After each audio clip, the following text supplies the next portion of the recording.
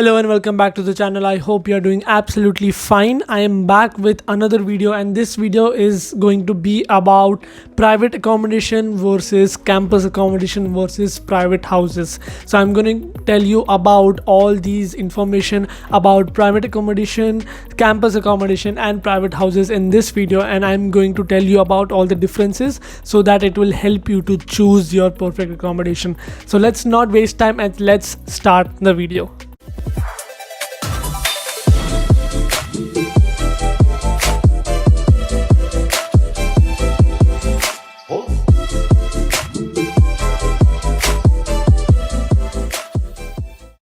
Okay, so starting with campus accommodation. So what is campus accommodation? All the student halls present on campus is considered as campus accommodation.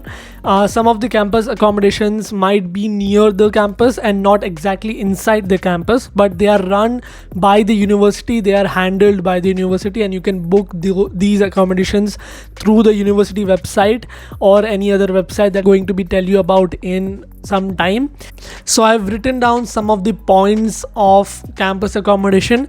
So first of all, it is similar to a student hall or a student accommodation, which means that it might have the ensuite rooms, which means that you will be having your own personal room with your own private bathroom, and you will have to share your kitchen with your flatmates. So for example, one flat might have 5 to 6 rooms with their own private bathrooms inside, and there will be one common kitchen and living space where you can share it with your flatmates. So that is one standard way of student accommodations. Some of them might have sharing bathrooms as well as sharing kitchens as well. So there are loads of different types of accommodations and room types, so you can go and look it up and select which one is better for you. Of course, campus accommodation might be more expensive than other accommodations, but even in campus accommodations there are different types, so it might differ on what you choose or what you select. So some of the accommodation on Bay campus are expensive than any other student accommodation in Singleton campus or here in Swansea. So you might want to select based upon your needs. So the other point is that choosing a campus accommodation will be more convenient for you to go to your classes or you to go to your exams, assignments, labs, etc. You don't have to take a bus or walk or cycle to your campus or to your university and spend or waste time doing that. You can easily go to your lectures and your labs and stuff like that very quickly. So that is one convenience that you will get if you choose a campus accommodation.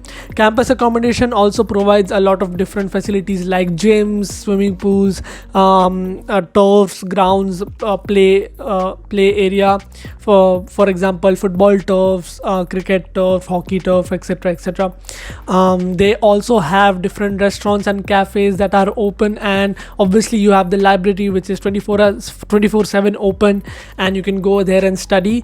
There are other student spaces as well, there are pubs as well. So there are a lot of different kind of facilities provided inside the campus, and there is good connectivity as well through the buses. So I've made a complete video on the campus life, and the video will be down in the description box below or here somewhere in the I button. So you can definitely go and check out my video on campus life, because I've talked about everything that includes in campus life, including the campus accommodation. Also, I've made a video of my Bay campus room tour, because I was living on Bay campus before, so you can check that out here as well. The link will be down in the description box below. So yes, that was all about campus accommodation. So it's better that you look first and choose your accommodation. Yes, there is one more point that I would like to tell you about campus accommodation is there is safety and security as well. So that is one point that you might take into consideration, because that is one of the important points. So yes, that is all about campus accommodation.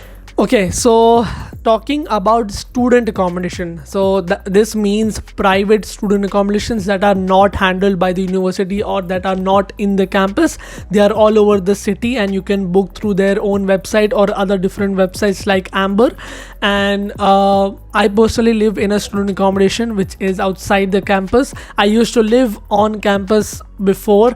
I've made a video about it, as I told you before. A student accommodation is very similar to a campus accommodation because it is exactly the same way built as they are on campus. So you have ensuite rooms, you can share your kitchen, you have studios as well, where you have your own private bathroom as well as own private kitchen. You don't have to share a kitchen with anyone else, and all the facilities including the common room, playroom, like a games room, a TV room, a study space, a gym, etc, etc. So it's better for you to look into a private student accommodation if you want to live near the city center, because most of the private student accommodations are built near the city center, and the connectivity is also good as you are living near the city center. So yes, these are some of the few points that are considerable when you are making a decision. And if you want to book private student accommodation, then you should definitely go check Amber, because Amber is a website which gives you a lot of offers and discounts for several things if you book an accommodation with them, and you don't have to pay a single penny to Amber to book any accommodation, and it will be really easy for you to find and book your perfect accommodation. So you should definitely check out Amber for that. Private student accommodations are a bit cheaper than the campus accommodations. So the range of private student accommodations might be from £120 a week to 140 or 150 pounds per week. So it might depend on your room type, so you should definitely check that out. The security and safety is the same. It's very secure and safe because it is a private student accommodation with security present, so you don't need to worry about your safety or anything or any of the facilities, because you can get any amount of restaurants or cafes or movie theater or etc near the city center, so you don't need to worry about that as well. Some of the examples of the private student accommodation here in Swansea are St. David's, Serene, Old Way, True Student Living, Crown Place, Coppergate, etc. So you might want to look into these. So one thing about private student accommodation or campus accommodations is that they are quite convenient in terms of bills or any maintenance work, because the bills are included in your rent, so you don't have to pay anything extra to the accommodation. Everything will be included in that. And also, if there is any maintenance work or any complaints that you have, you can directly contact them and it will be fixed. For example, there is a leakage, or for example you need to change your bed mattress, there is a problem with your chair, with your light, with anything you think there is a problem with, you can directly contact to your accommodation and it will be fixed within a few days. So that is one thing that is very convenient when you come here and live as a student, because you don't need to add other stress on you about maintenance or paying the bills separately or anything like that. So yes, that is one thing that I find very convenient, and that is why I chose to live in a student accommodation rather than going into a private accommodation, that is renting a house. Yes, these were the student accommodations, and these were all the information about student accommodation in Swansea. Okay, so the third type of accommodation is renting a house, that is private accommodation. So yes, as you all know that renting a house is obviously very cheap, and it is the cheapest among all. Although the difference between a private student accommodation and renting a house might not be that huge, it is obviously a cheaper option than any of these three type of accommodations. The location of houses might differ, so obviously you will look into the location where you want to book, but not every time there is a chance that you will get that accommodation. So yes, that is one thing that you need to keep in mind. And also, if you want to go to an accommodation, a house which is very cheap, the orientation of the house might not be ideal. For example, the room will be very small, there will be only one bathroom to share between 5 or 7 of your flatmates or roommates. And also, if your flatmates or roommates are not your friends, then that might cause you an issue as well regarding sharing your kitchen or sharing the bathroom. So you need to keep these things in mind. But of course, the chances of these things are not that high, so you can definitely go and book a private house if you want to go for a cheaper and a better option. But personally, I feel that as a student, if you want to live, you can definitely live in a student accommodation which is more convenient. I have friends living in private houses as well, and they are comfortable living there as well. So it all depends upon your needs, on where you want to or how you want to live. So definitely go and check out the private houses. And also, finding private houses might be a bit of a hassle than a student accommodation or a campus accommodation, because you need to look through a ton of houses online or offline when you come here, or you might go through an agent to book your house. So there are different ways of booking a private house. You can go through websites, you can go through agents as well. So yeah, it all depends upon your need and your budget. So yes, these were the 3 type of accommodations and a brief information about these type of accommodations.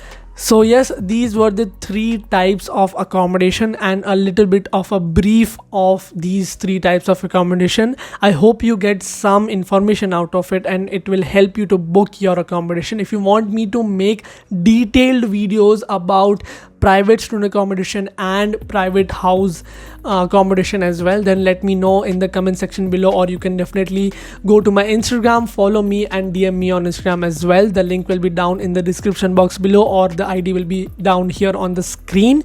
And I have, as I told you, I've already made a video on CampusLife which includes the campus accommodation. You can also check out my room on Bay Campus, but if you want, I can make a complete different video on student accommodation, which are the private student halls, and a different video on private houses. So yes, please don't forget to comment on this video and like this video, so that it motivates me to make a new video. And yes, definitely subscribe to the channel, and thank you so much for watching. This was it for this video. I hope you liked it, and new videos will be coming here on this channel every single week about Swansea. As you know, I've made a complete playlist on all about Swansea as well. So thank you so much for watching this video. I hope you liked it. Please make sure you subscribe to the channel and share it and like it. And yes, thank you so much for watching. See you, take care, bye bye.